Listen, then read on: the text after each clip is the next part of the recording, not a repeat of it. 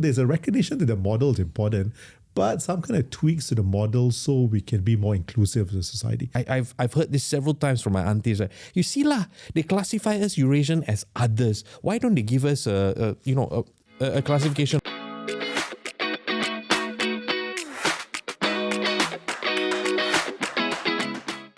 Welcome to Singapore Unpacked, a podcast by the Institute of Policy Studies, Singapore. I'm your host, Liang Kaixin, Associate Director of IPS and also a former journalist. Today, we are unpacking a topic that is a cornerstone of Singapore identity for decades, the CMIO model, Chinese, Malay, Indian, and others. So it's a framework that guided everything from housing policies to political representation. But, in a rapidly changing, increasingly diverse Singapore, is it still relevant?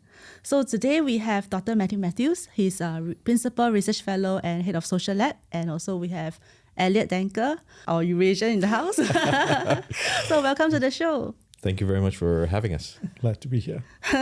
So Mathew, you and I, for you yourself, you did a research on race, religion, and language, right? And then there's this very interesting data that you have about CMIO model and whether people like it, do they want to keep it or do they want to extend it? So what are your thoughts about it? Is it surprising? Well, you always hear people who, I guess, on various kinds of platforms would mention that they want the CMIO model to be completely removed. But that tends to be a very academic type of position. I think most people who are not really engaged in the academic discourse on the issue would see this as just being a part of our day-to-day life. We do recognize that in Singapore, we do have people of different ethnic backgrounds, and for some reason or another, there is this particular kind of classification. So in general, I never expected Singaporeans in general to think that the CMIO model would be a problem. But then, of course, in academic discourse, it is clearly a problem. Mm-hmm. But based on your survey then? Well, if you look at the survey, 6 in 10 Singaporeans actually believe to keep the model. In fact, that's gone up the last time we did the survey. So obviously the idea about the CMIO model being of relevance is there. In fact, the proportion who say to remove the model completely is a very small portion.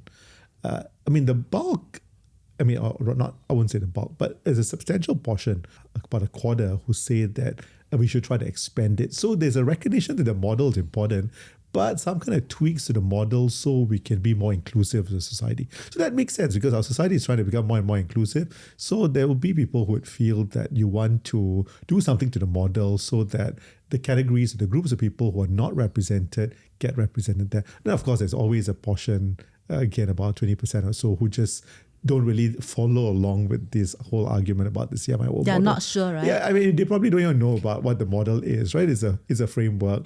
You try to introduce people to the framework that in Singapore you have that categorization, but you may not have that kind of traction for them. Okay. So then we come to Elliott because you are considered others, right?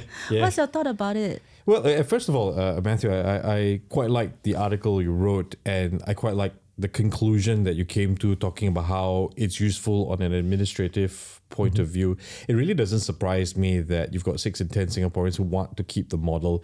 And I think a lot of it largely is down to this ideology of my tribe, this idea of my heritage, or I am Chinese. If you go on the street, you meet a person for the first time, most of the time, at least 8 or 9 out of 10 times, you're not going to say, oh, you're a fellow Singaporean. You're going to say, what race are you? You compare that with overseas, Britain, for example, so many immigrants, right? And most of the time you get, for example, Mathews is your surname. Very interesting surname. What's your heritage? That changes the conversation entirely. I'm not interested in your race. I'm interested in your heritage. And then you go deeper into those roots. I don't think Singaporeans are there yet, and therefore they kind of still want to keep the CMIO model. They're not quite sure, how do I feel about being classified as others? I'll be frank with you, I don't care. Serious? I don't care because for 2 reasons. 1, I already have my HDB flat. 2, I am married. I don't need a dating profile. But in seriousness, I think the only people, in my opinion, who would care would be probably your baby boomers or your Gen Xers. Okay. You can imagine them in your head already. I've heard this several times from my aunties. Like, you see lah, they classify us Eurasian as others. Why don't they give us a classification the on CMIO, is it? EO or something like that? Maybe you have to be above a certain percentage to have a classification. Does it matter? Maybe only for administrative purposes. Yeah. Jump on that. There's this idea about representation which matters. And that's why some communities would feel that, I mean, if I'm part of the Singapore story, how do I just seem like I'm taken out or I'm not part of it? Yeah. Right? I mean, so of course that comes with the idea that, well, if you see these displays of the Singaporean and you see the Chinese, Malay, Indian, and then who do you get for the others? You get a Eurasian, you get somebody else, and that's where the contention becomes. And it's even harder in today's day and age as well, right? Because if you think about it, if you have any Eurasian friends, gone are the days, not totally gone are the days, but less and less you find a Eurasian marrying a Eurasian. More and more you find, like in my case, my wife is Taiwanese or Chinese, if you want to put it that way. So then, like a better choice of words, it becomes a bit diluted. Us as Eurasians, because we're already of mixed heritage, we have to absorb different cultures. And if we have kids, then what cultures do we want to ensure that they have? And this idea of I'm an others, you know what? I don't care anymore. I'm maybe very Singaporean because I've had to practice and mix with all the different cultures just to fit in. Mm-hmm. But Elliott, I'm very interested because your surname is Danker, and then there's a saying that in Singapore all Dankers are related to each other, right? Yeah, okay. So what makes an Eurasian and Eurasian actually? That's a good question. Suji cake. I'm not sure I know the answer to that anymore, and maybe that's very personal. Simply because of how I mix with so many other races. I identify maybe more as my half Chinese side because my mother is Chinese. Some would say maybe it's the food, the spices that we have during Christmas. Our pineapple tarts are different from Chinese New Year pineapple tarts because ours the jam is the pineapple jam is on the top, whereas for the Chinese New Year pineapple tarts it's on the inside. The pastry covers the whole thing. Okay. Perhaps it's the idea of going to church every Sunday. I think once upon a time, maybe I would have had the answer. Once upon a time, I don't know if you remember this, St. Joseph Church at Victoria Street used to have the sign there called Portuguese Mission because of our heritage, right? And every Sunday, you would have all the Eurasian aunties, uncles, the boomers and the Gen Xers after church going into the canteen. There'll be a Eurasian for whatever stereotype playing the guitar. And that's the kind of fellowship that you would see. My mother used to describe when she was married to my dad, when they were courting, how every weekend when they would go to his parents' place, you would have that fellowship. They would all just be there talking. Is it any different from any other race? Not really. I can jump to that because this is About pineapple tarts? Devil's curry, pineapple tarts, and the rest of it. If you kind of reference some of the work that done by Alexis Pereira, we have it in Singapore Chronicles, also have it in the Singapore Ethnic Mosaic. And it is a classical case where Alexis kind of portrays this whole idea about the Eurasian community having to find this kind of sense of distinctiveness in terms of culture. So there's a season after you've got CDAC, SINDA, Mendaki. You got to have the EA, and the EA the now Eurasian has to Association. Eurasian Association, and it has to portray Eurasians as a particular group. So you've got the development of a Eurasian dance. You have this attempt to find Kristang, a language of the Eurasians. And that's an interesting one, because my wife ever once brought it up when I told her about Kristang. She's like, so why don't you speak this? It's part of your culture. Do you know how to speak it? Eurasians will probably be offended by what I'm about to say. I went, no, I'd rather go learn Portuguese. Why? Because I'd rather learn the language. How many people speak Kristang? Does it mean I can only speak with a Eurasian? You get what I mean? But to counter to that, I know it's slightly against your point, but maybe I see myself more as a global citizen, or at least I want to be. Yeah, no, and I think that's what you have. You have different pockets of people who would feel this need to, appeal to something much broader. But then you also have, because of the narrative that comes with the CMIO model, everybody feels that you have to be in the category. So at this point of time, the Eurasians felt, and this is particularly maybe in the 90s, needed to find this way of articulating who they are. So yes, developing Kristang, developing dancers, developing costumes, being able to articulate that. And so it's in that exercise that sometimes you wonder whether the CMIO model, as a model which not just is administrative, but some have seen it as an identity kind of construction framework. And so then they have to appeal to, coming up with these distinctiveness. Yeah. I mean, if that conversation then would be shifted, then I'm a person that's maybe not totally in touch with his heritage. But that's a heritage conversation as opposed to the administrative conversation. That's the national identity versus your ethnic identity, right? Yeah, but I think there's also one criticism about the CMIO model is that increasingly there are a lot more people who are married to people of different races. Yes. So like for you, you are Eurasian, you married Chinese person, and you yourself are half Chinese also. And definitely there are people who are Chinese who marry Indian or Chinese marry Malay and all that. How is the CMIO model going to reflect this kind of like mixed marriages, right? So that obviously is the main contention. In the years to come, would you have people who have very little of that, whatever that category is supposed to be in them, that they hardly identify with it, or the identification is a multiple set of identities. So both your Eurasian roots, your Chinese roots, your Indian roots, your Portuguese roots, whole range of roots. And that seems to be the reality in the longer term. However, I think it's important to look at the demography of Singapore. Among the Chinese, obviously there's intermarriage, but there's still very substantial marriages between Chinese and Chinese persons. So you would see that in the foreseeable future. You might have Singaporean Chinese perhaps marrying someone from, maybe a Malaysian Chinese, Indonesian Chinese, the Chinese from China, for instance. There will be that kind of differentiations and cultural hybridity. But in general, it will still be, when you look at a racial group, it will still be fairly similar. In the Malay community, of course, you do have for a long history of marriage with Indian Muslims, for instance. But and of course, marriage with people of other races. But still, you have the core of each group still continues to marry among themselves. So you will continue to see some amount of perpetuation. At least the broader Singaporean group will continue to still have that a kind of heritage with one particular area or group. And I think with that, then you would still see that there will be substantial proportions of Singaporeans who would still feel a strong affinity to their racial background.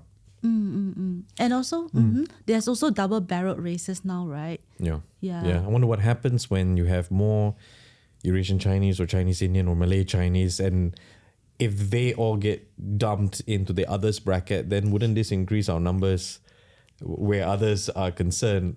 You notice how I use the word our numbers. Then what does that do administratively, Yeah. So currently, administratively, if you are of a category which means even when you have a double barrel race. So if you put down as Malay, Indian, then you're asked to make that choice about, as a parent, which one would be the race category they would use for administrative purposes. So it could be Malay, it could be Indian, for instance. So that will continue, and people will make those choices.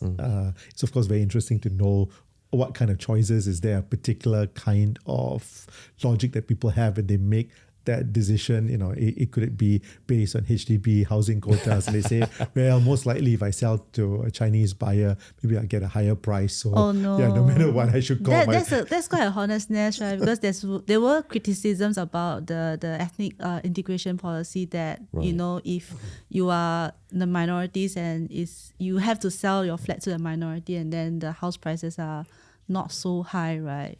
That was a concern. So these are, again, in general, for many people, that house could sell to all races, but there will be situations. And we're fortunate that, the policy has been responsive to the realities on the ground. That I think 2 years ago, they've put in measures so that if you really cannot find a buyer, you can look to for instance, HDB, and they give you right? market value. So that's not too bad. But clearly it does show that sometimes with all policies, there are going to be people who will get the shorter end of the stick and they will be upset with that.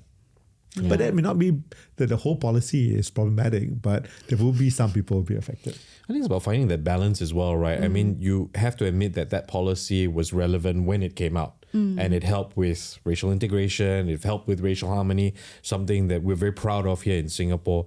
It evolves, and sometimes evolution can even be just taking a step back where, just like your article, it serves the purposes of administration. It's quite important. The onus then, and I think the re-question, and it's great that you're doing conversations like this, the question comes back to you, so what do you do about your heritage and your culture? Perhaps that responsibility is on us and not so much these classifications that exist, so that we as a people can come to a point where if you go overseas, I'm Singaporean, or you meet a fellow Singaporean, I'm Singaporean. And then the question is also, what's your heritage? Oh, you've got this surname. Instead of what we get now where, I used to have a Eurasian friend back in school. Oh, my friends in school were all Indian. Why? Because back then when we were in school, it was the 80s, 90s, these sort of classifications were pretty important. You would see them present, right? Teachers would talk about it. Social studies would highlight it. So all of that has to evolve, and evolution doesn't necessarily mean adding another layer, but maybe peeling back layers. So, I mean, interestingly, just now we were talking about intermarriages and double barrel and all that, right? But And we were discussing about Eurasian and what is Eurasian, right?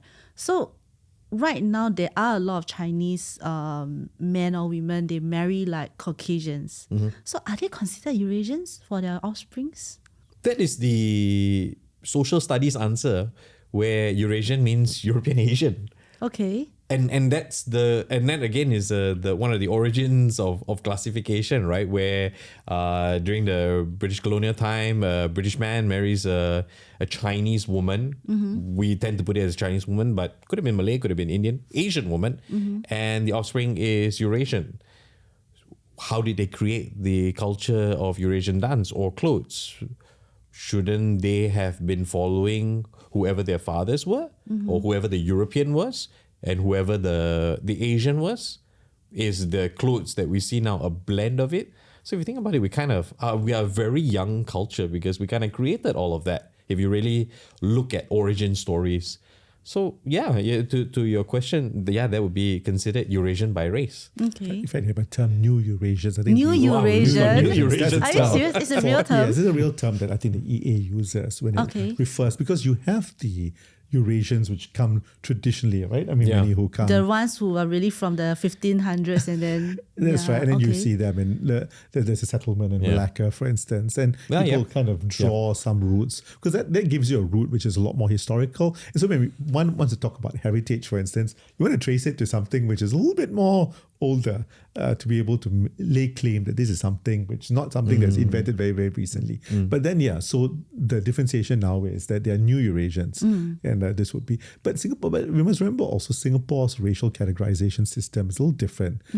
It is one where it follows the parents. So for many years, it was really, follow the father, right?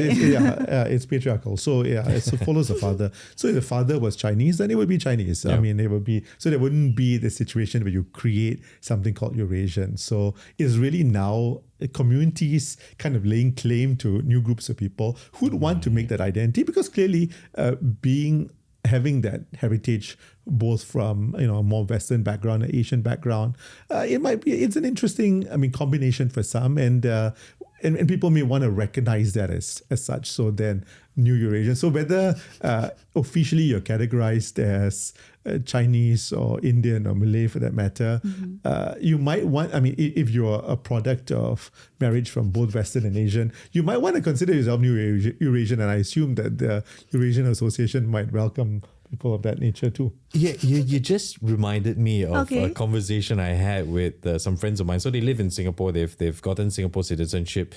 Husband is Belgium. Wife is from Hong Kong. They had a daughter about 4 or 5 years ago, and I remember this was the conversation that the husband was having. They're asking me now, do I call my daughter Eurasian or Caucasian? But she should follow me, right? Belgium, right? But he took citizenship, so I think it's Caucasian on the It should be IC. Caucasian in Singapore. Yeah, and to your point of you follow the father, just like a surname you take from your father, right? Yeah. But can someone choose their own race? Can you I self-identify? think you can change your race twice in your life. I think so, legally. Legally? I mean, I think so. I'm not sure. Because I was reading the Singapore Chronicles book on Eurasian also, right? In the Eurasian Association, they actually allow for people with mixed heritage to self-identify. Like, Okay. I feel like I'm Eurasian, and then I can join the Eurasian Association. association. Yeah. Yeah. I think that's just the idea. I mean, the idea that the associations, and at least people should consider the fact that there's a notion of race, and that tends to be what is imposed on you, what's created by the state, what sometimes is based on, sometimes problematic assertions of physiology, how people How you look like. Yeah. It was something called ethnicity, which is really shared backgrounds, belonging, culture, taste, all those things. And so probably the Eurasian Association was using this idea about ethnicity. People make those decisions. They feel a connection to a particular culture, and so then they become that. In Singapore, for instance, or at least for a long time, there was this idea about masuk Melayu, or enter into the Malay community, for instance. And you didn't have to be Malay by heritage, but when you follow Malay practices, customs, religion, adopt Islam, language, for instance, you speak Malay, then you could really be identified as a Malay person. But I guess in recent times, there's also a lot of talks about being race blind also, right? Like why do you keep wanting to, put me into a category in this race and that race? I'm just Singaporean, right? What's your take on this? Yeah, I hope that we can come to a place where we just take people as Singaporean. Race blind, putting in categories. I get you on that. I've experienced a time where it wasn't even a case of race blind. I had classmates in the 80s ask me, or even early 90s ask me, well, actually, what is a Eurasian? What race are you? It was color blind. Oh, you browner, so you must be Indian. Oh, so I lived that. Okay. I lived through that. Okay. And I think the only way forward and the only way to get How to do that you deal point, with that then at that time? I hated it. Okay. I wanted to be, why can't I look like a Chinese? Because I go home, I see my mother who's Chinese. So in that also, there is a responsibility and onus on not just your immediate family, but your wider family to really come in and explain the culture.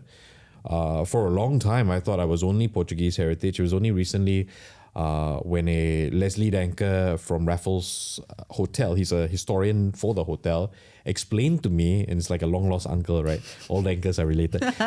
Explained to me, oh no, we are of Dutch heritage. Then it made sense. And I started to connect the dots, and I reconnected again with one of my cousins, Eon, who's part of the Eurasian Association Executive Committee. And he was embarking on this project as well. Okay. Bro, I'm going to try and trace our roots, see how many generations have been in Singapore and where we're from. And I'm doing this for my own kids. He's got 4 kids, right? So he did it for his own kids. And I think that's very important. The onus is there as a family and wider family to maintain and preserve that heritage and teach young kids what it means to be, this is your race, and what it means to be Singaporean as well. Yeah, you mentioned something about roots just now, and that's really why I think it's just not possible to erase this notion about race or ethnicity, because there's a heritage that all of us have. And at some point of time, we want to find out, or it's important for a lot of people to know what their background is. And you mentioned a relative who tries to make sure that children have an idea about what their background was. And this is particularly important if you're part of the minority community, because you would feel that somehow or other, you would need to know who you are. You are not a sense of kinship. Sense of kinship. The fact that you need, I think every individual needs to have some sense about their identity, and our background is an important aspect of that. Our family tree, our history, and that will be important for us. In fact, that's why many of our early Singapore leaders felt it's important for Singaporeans, particularly because, Singapore has adopted English, a very Western form of education. you don't want to get into this situation where in some way you feel very Western in terms of orientation, you have got no connection with your Asian roots, then at some dimension, you're also not Western. And so that cultural, or rather this, it's just very difficult to locate who you are. So without being in touch with your Asian heritage and culture, then you, as an individual, you might just find it very difficult to adapt. You might feel this sense that you're lost in some way or another. I have all the trappings of being Western, but I clearly have, everybody else who looks at me thinks I'm Indian or Chinese or Malay, something like that, right? So unless you have something where people learn it, and that's why the state felt it's important to ensure that people have an ethnic language, mother tongue. For instance, it's important to celebrate various kinds of festivals as a nation, so that we could feel this connection with the parts of us as Asians. Yeah. You see, they needed to make Chris Tang an official mother tongue, and then we wouldn't have this problem. But I do remember, like, in my family, because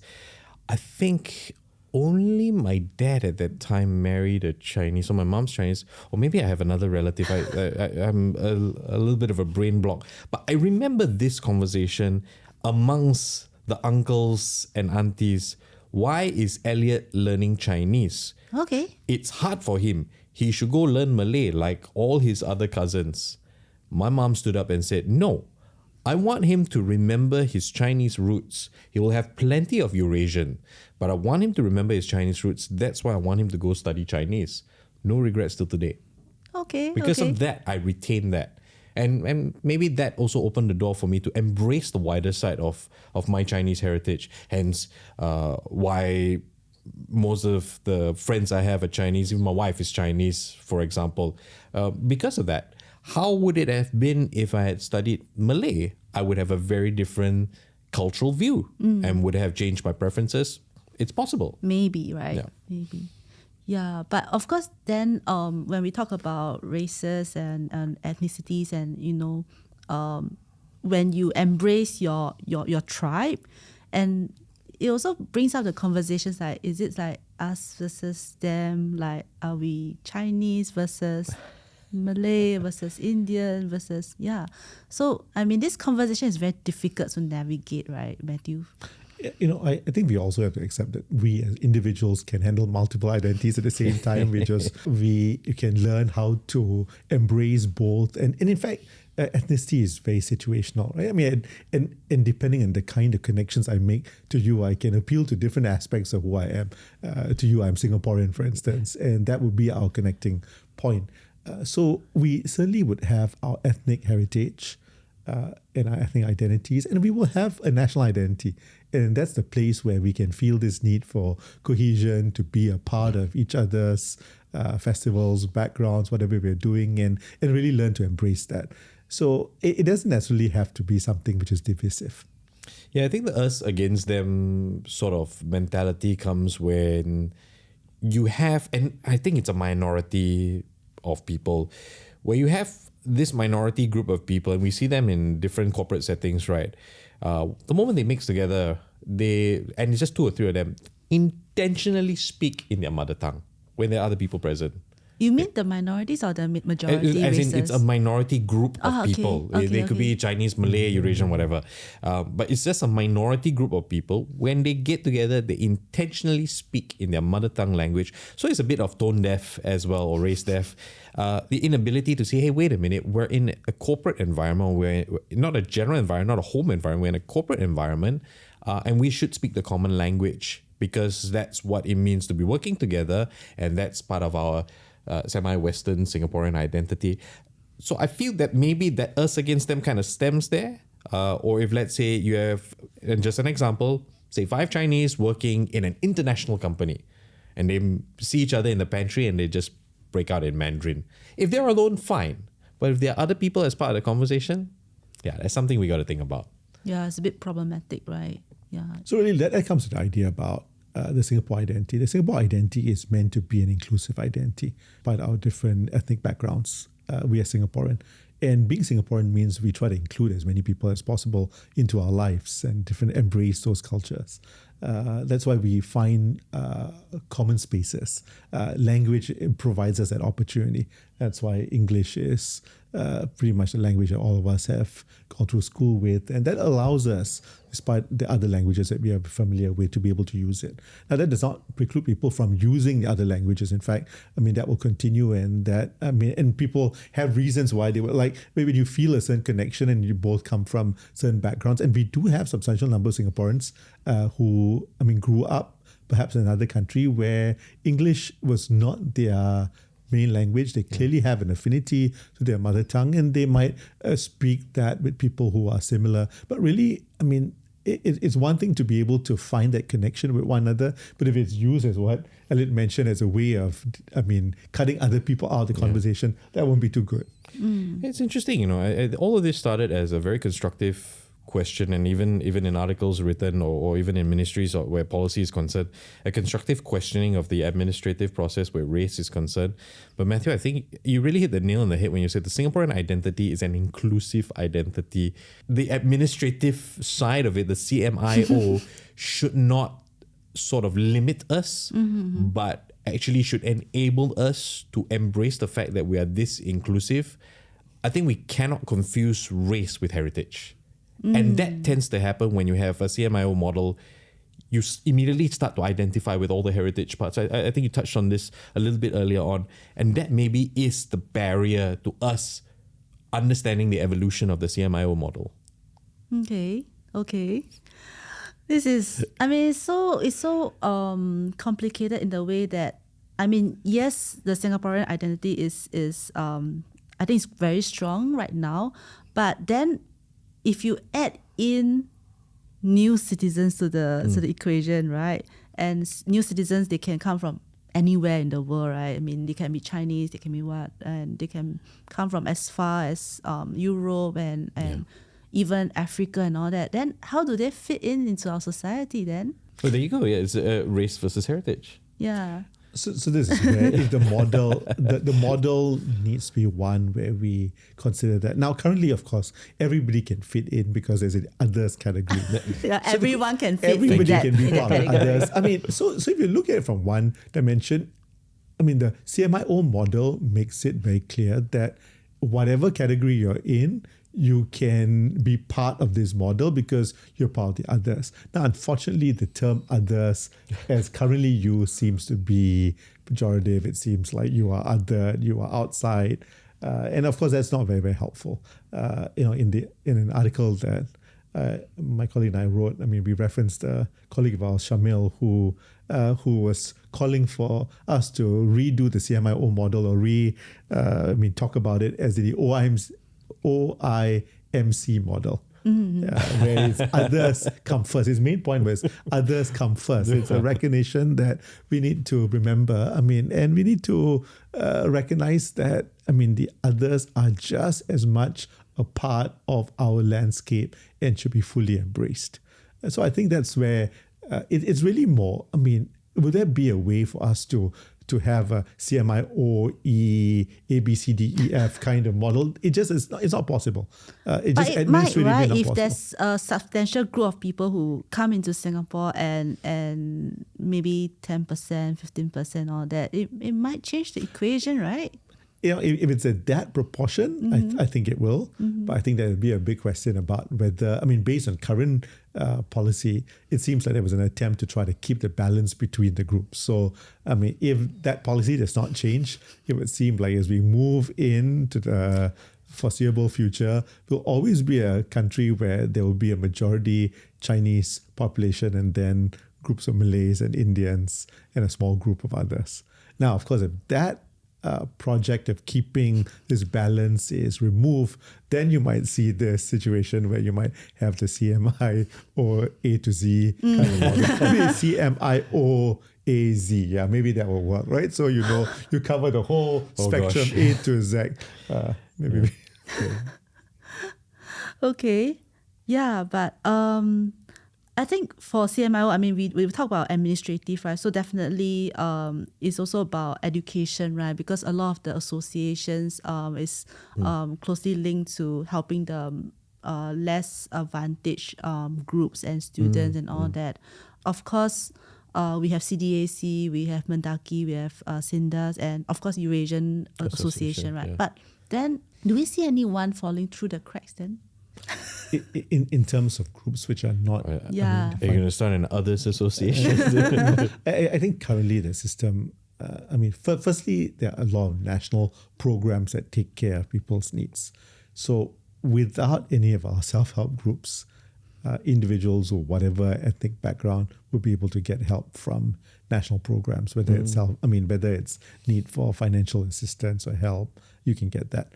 Really, one of the big things that the self-help groups have done, at least for quite a while, has been tuition help. In I think the last decade or so, they've made those modifications that any individual can get tuition help from any of the self-help groups. Oh, okay. So there is no, you can go to CDAC for help. As an Indian, for instance, and you can attend their program. So it's not limited just to individuals or Chinese. So one would expect that, individuals with different kind of backgrounds would choose one of the self-help groups to be able to get some of those services. Yeah, that was my experience growing up. And one thing I really must commend, even if you are lost in which category you fall in or you are lost others, these self-help groups are amazing and very, very inclusive and open.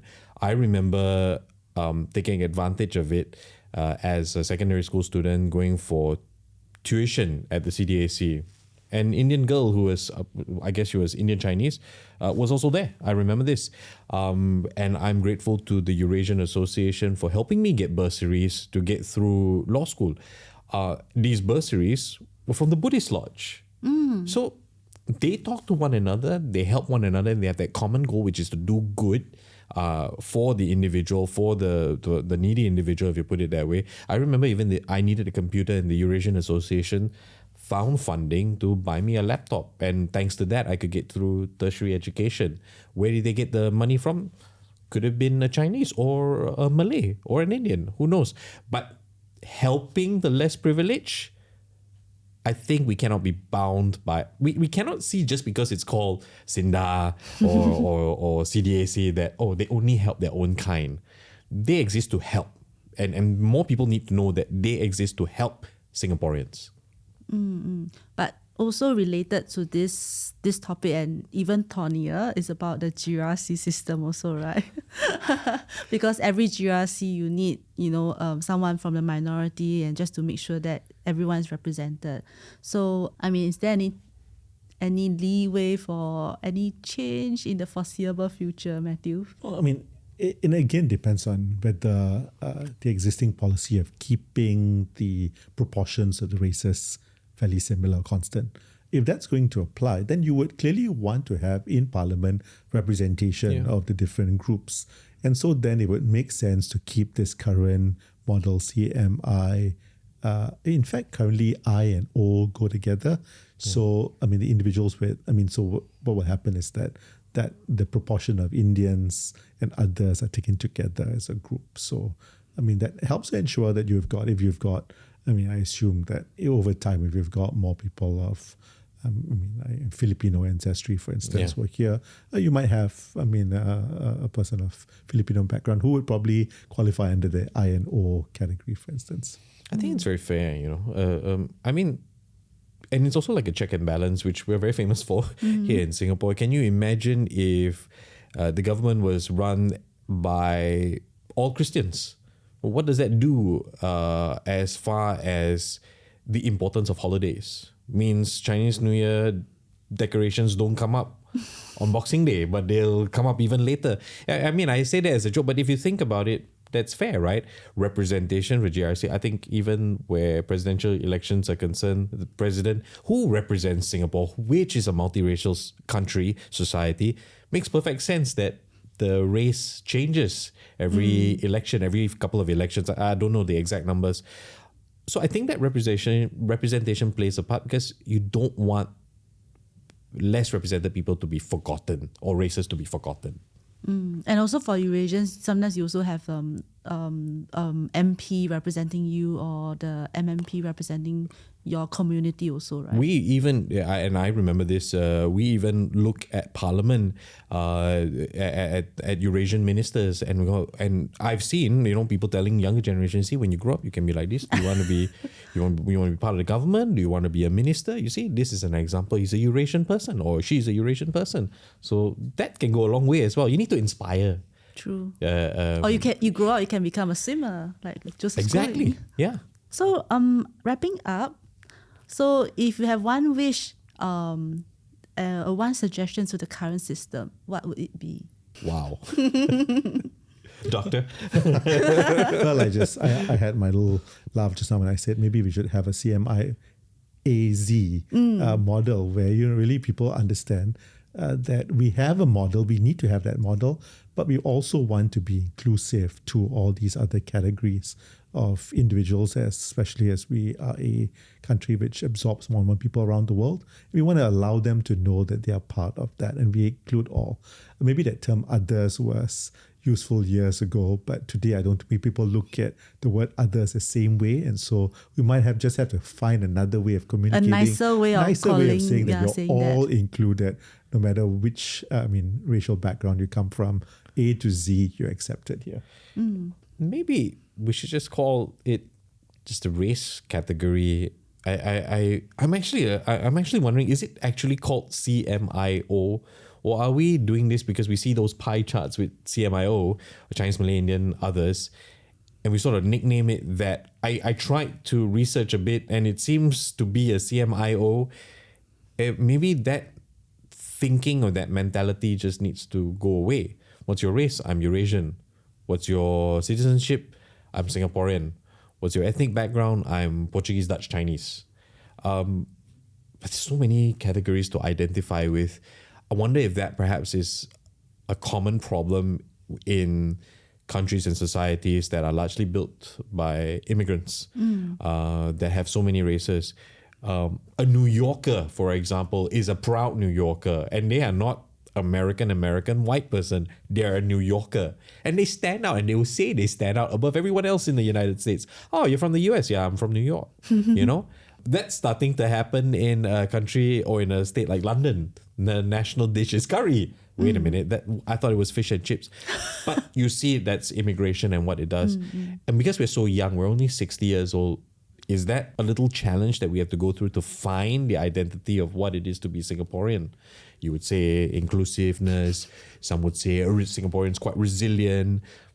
I don't know. I think we have a lot of growing up to do. Okay.